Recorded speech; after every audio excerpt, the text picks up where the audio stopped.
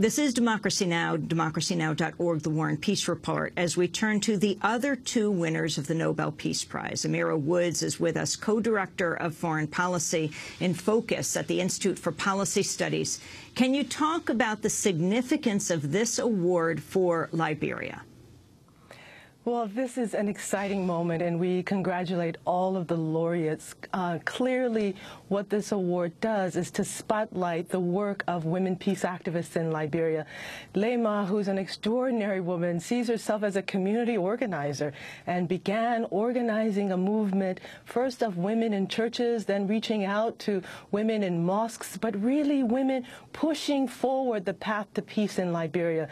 You know, Amy, they marched every day in the pouring rain, in the blazing sun, with their kids on their backs, demanding the ouster of the former president, Charles Taylor.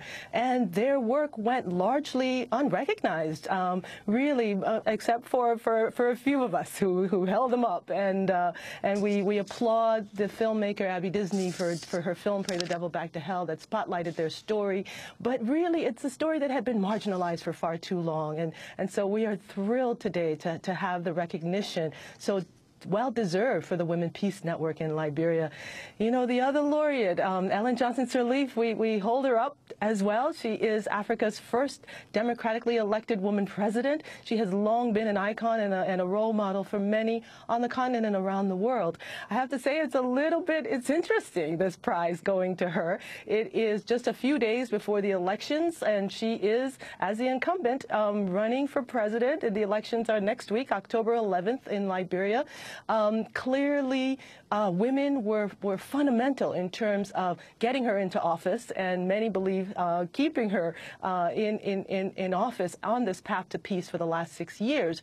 But she comes from a different tradition, and let's remember, you know, it's Ellen Johnson Sirleaf remains really the only president on the continent of Africa that offered to host the U.S. Africa Command, AFRICOM. Very controversial move, not well supported by civil society, particularly the Council of Churches and others in Liberia who were not in support of that. So really this award comes at a challenging moment, probably for the opposition in Liberia, but it also, for many of us who are committed to peace, is a reminder that this should be a clarion call for the president to remember her commitment to long-term peace and justice, not only for the people of Liberia, but for all of the African continent and the world. Amira Woods, what about President Johnson Sirleaf insisting on an all-female UN peacekeeper mission?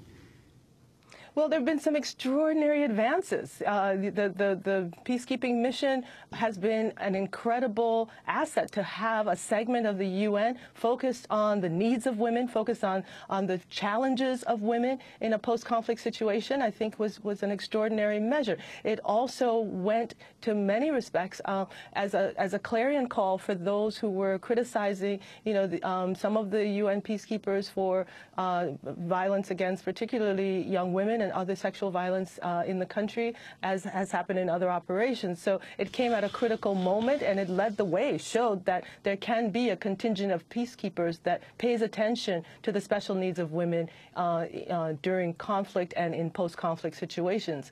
But it's not only that. You know, there have been many in her cabinet that have been women. You have also an expanded role for women in the police force in Liberia, in many other disciplines that are non-traditional disciplines.